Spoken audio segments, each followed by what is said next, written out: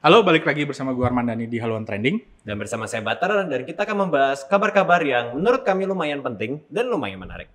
Dan tentu saja harus kalian tonton. Harus. Oke, untuk episode kali ini kita bakal bahas satu tema yang agak serius, yaitu tentang kerukunan antar umat beragama di Indonesia dan pentingnya toleransi. Jadi seperti yang kita ketahui, baru-baru ini ada peribadatan virtual di Cikarang yang dibubarkan oleh oknum.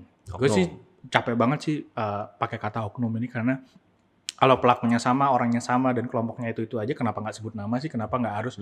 Kenapa kita nggak boleh nunjukin kalau misalnya itu sesuatu yang salah? Karena buat gue sih ibadah itu hak personal dan itu relasi kita sama Tuhan gitu. Kenapa dibubarin sih? Gue bingung. Betul. Kalau menurut lu gimana, Bar? Nah ini tapi kita ngebahas mungkin beritanya secara detail dulu. Dan ini lagi-lagi di Cikarang ini udah 2 kali.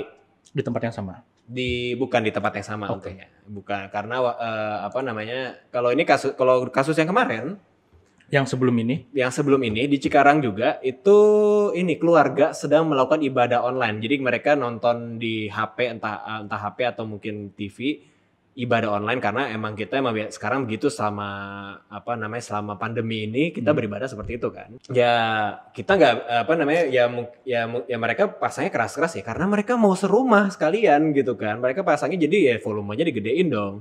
Ya kali pakai headset masing-masing gitu kan nggak seru ya. Nggak dapet lah feel-nya gitu. Dan itu ibadah. Tahu-tahu disamperin sama ada warga bawa balok. Ngancam mereka, disuruh stop ibadahnya. Kenapa? Dan memang ya dianggapnya mengganggu masyarakat. Karena mayoritas agama masyarakat itu ini. Kalian di sini jadi nggak boleh. Dan dia datang dengan atribut agamanya dia. Untungnya sih gue sebagai umat muslim yang kalau misalnya azan suaranya kenceng banget 5 kali sehari tidak pernah ada yang terganggu sih. Kalau misalnya lu terganggu, gue samperin lo. Awas loh, jadi balok nanti. sebagai agama yang damai, jadi kalau misalnya masjid kami kenceng banget, lu nggak boleh protes karena kami agama damai ya. Jangan protes. Nah gitu. Balik lagi. Dan waktu itu diselesaikan lagi-lagi secara damai.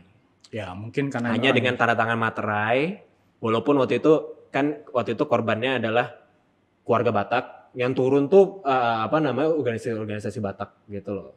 Batak sedunia enggak ya?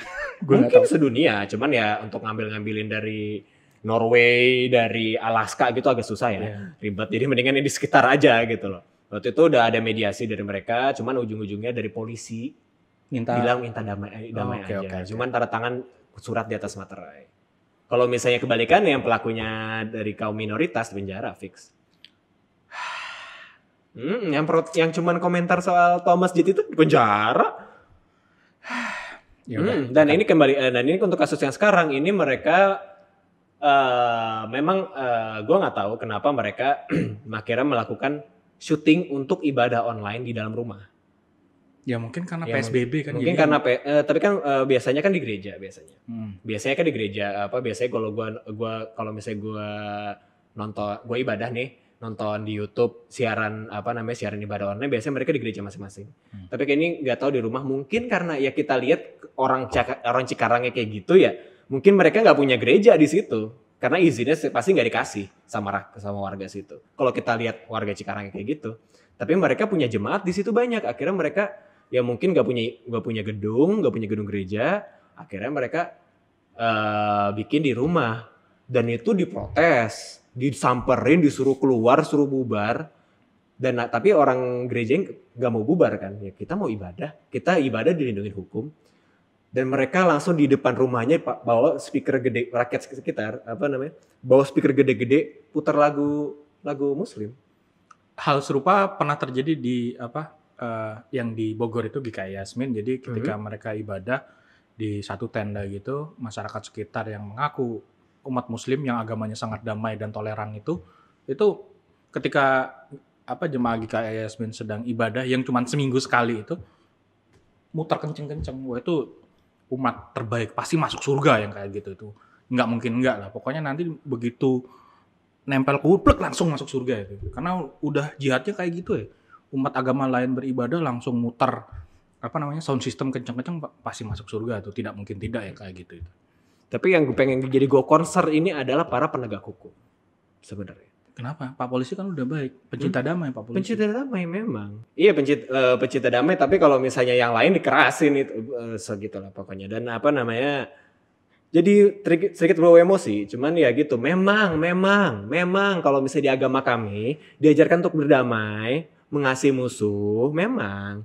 Tapi ini sekarang kita tinggal di negara hukum, di mana penegak hukumnya yang harus bertindak, bukan kita, gitu. Ya minoritas tahu diri lah sebagai umat mayoritas. Minoritas. Gue nggak boleh ibadah kayaknya emang. Ini karena gue minoritas. Memang, di negara ini minoritas nggak boleh ibadah. Iya bener banget tuh. Nggak boleh ibadah, nggak boleh punya tempat ibadah, nggak boleh apalagi nggak boleh apalagi nggak boleh. Nggak boleh nafas sih sebenarnya. Nggak boleh nafas, nggak boleh makan babi. Kalau di waktu itu kan sempat ada larangan di Sumatera Utara kan, nggak boleh makan babi. Di babi panggang karo itu kan ada sebelum mereka yang protes datang gitu loh. Sebagai pendatang mereka punya hak untuk protes. Jadi babi panggang karo nggak boleh ada. Apa namanya budaya asing, sesuatu hal yang dari luar negeri boleh. Apa namanya bilang nggak boleh, nggak ini nggak boleh, ini nggak boleh, ini nggak boleh. Apa budaya asing itu kan yang apa dari Cina, dari Amerika. Tapi kalau misalnya dari Arab itu budaya lokal. Budaya lokal. Itu Arab dan Indonesia kan sebelahan sebenarnya. Satu rumpun. Gitu. Satu rumpun. Emang kita keturunan Arab semua. Nggak ada yang keturunan Cina di Indonesia. Nggak ada keturunan Cina. Itu dia. Dan apa namanya juga orang Batak itu nggak boleh. Kristen nggak boleh. Nggak boleh anut agama lain gitu. Selain mayoritas. Betul. Betul. Jadi kita nggak mending nggak usah beragama ya sekalian. Jangan sampai kedengeran TNI nanti kira komunis. Ya, padahal komunis tidak harus tidak beragama. Tapi kalau gue ngomongin ntar gue dibilang membela komunis. Oh betul. Neokomunisme. Tentu saja. Padahal Amerika yang paling anti komunis paling banyak ateis. Ya gimana dong? Ya gimana? Amerika, Indonesia beda arti komunisnya. Pokoknya beda. Nggak boleh lah. Pokoknya anti Barat, anti Cina, tapi anti pro Barat, Arab. Anti Cina, tapi kalian pakai HP dari Amerika dan Cina. Ya, apa Xiaomi murah, iPhone trendy. Iya. Oke, mungkin ya kalau dari gue sih lebih berharap bahwa mungkin di masa depan ketika peradaban kita maju, ketika kita bisa memanfaatkan otak dengan baik daripada ya yang kayak gitu, kita bakal menemukan bahwa kemerdekaan beragama, kemerdekaan berkeyakinan, kemerdekaan beribadah itu merupakan hak, bukan monopoli satu kelompok tertentu yang mayoritas. Dan setiap orang di Indonesia, selama undang-undang menjamin, selama konstitusi menjamin, berhak untuk menjalankan keyakinannya secara merdeka. Dan gue berharap sih nggak ada lagi kasus-kasus kayak gini. Ya, gue nggak tahu sih, ini udah pandemi, kita nggak juga belajar untuk peduli dan mau mendengar orang lain, dan sedih sih gue jadinya.